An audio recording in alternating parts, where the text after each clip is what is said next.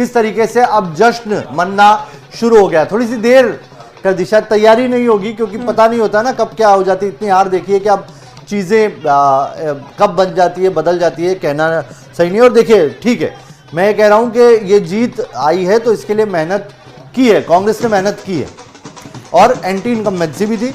लेकिन बहुत सारी चीज़ें हैं जिसमें आप कांग्रेस को श्रेय देंगे, वो फैक्टर्स जो हैं उनको भी श्रेय देंगे। और दूसरा, जो मौजूदा सरकार थी, जो बीजेपी की सरकार थी, उनकी एंटी इनकम्बेंसी और उसके अंदर कौन से मुद्दे इसकी हार का वजह बने, उन पे भी चर्चा करेंगे। नम्रता, आप कुछ कह रहे थे? बिल्कुल, तस्वीरें देखिए सामने आनी शुरू हो गई हैं, जश्न का माहौल देखा जा रहा है। कर्नाटक से लेकर दिल्ली तक में जश्न मना रही है कांग्रेस।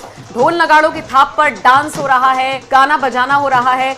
इसके अलावा मतलब जयकारे लग रही हैं राहुल गांधी के, खड़गे के। ये बताता है कि कांग्रेस में किस तरह की खुशी की लहर है। और सबसे बड़ी बात देखिए, रुझान अब कंप्लीटली आने शुरू हो गए हैं। लेकिन अगर मैं आपको सुबह 8 बजे की तस्वीर बताऊं, 8 बजे भी कांग्रेस ये मानकर बैठ गई थी कि जीत उसी की है।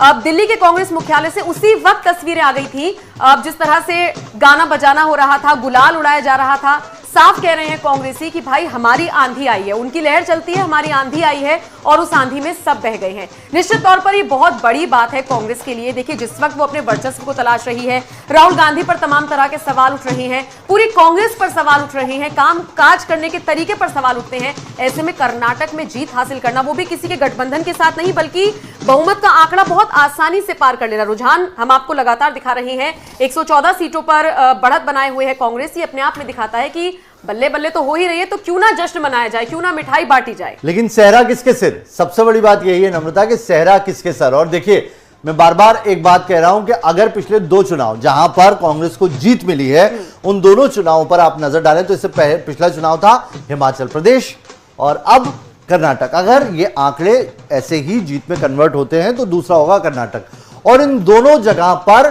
कांग्रेस के अंदर जो सबसे बड़ा बदलाव था वो ये था कि आला कमान ने कम दखल दिया।